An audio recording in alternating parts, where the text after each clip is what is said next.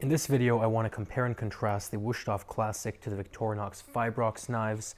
These are both European-style knives, but one is more entry-level, while one is more of a standard, I want to say, knife. So there are going to be some pretty big differences, but on the other hand, there are also going to be some very interesting similarities. Similarity-wise is the actual blade. The Wusthof and the Victorinox both use very similar styles of steel.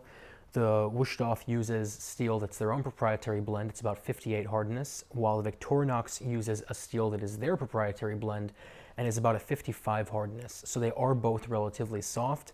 And on the other side of that equation is the cutting angle. The Victorinox is cut to a very sharp 15-degree angle, while the Wusthof is cut to an even sharper 14-degree angle.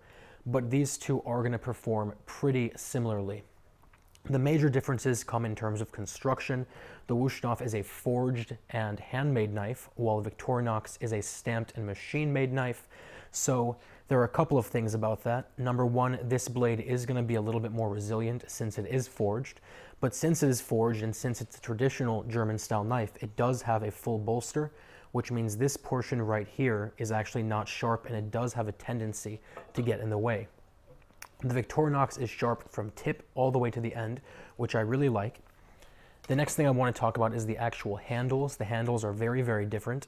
They're both made of a type of plastic. The Victorinox is made of Fibrox, which is where the name comes from, and it's actually a textured glass reinforced nylon pretty much, and it's actually very, very comfortable. The Wusthof is also a plastic handle, but it is essentially two pieces of plastic triple riveted to a very, very thick, very hardy tang.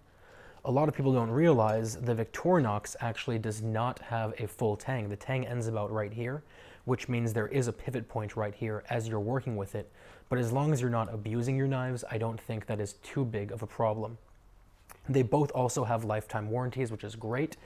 It really does come down to personal preference, but I think considering the fact that the Victorinox is pretty much just as sharp and just as resilient of a blade, essentially, as long as you're not abusing it, the fact that this little guy is probably a third or a fourth of the price really, really does make it a great choice if you don't want to have, the fanciest, best knife out there.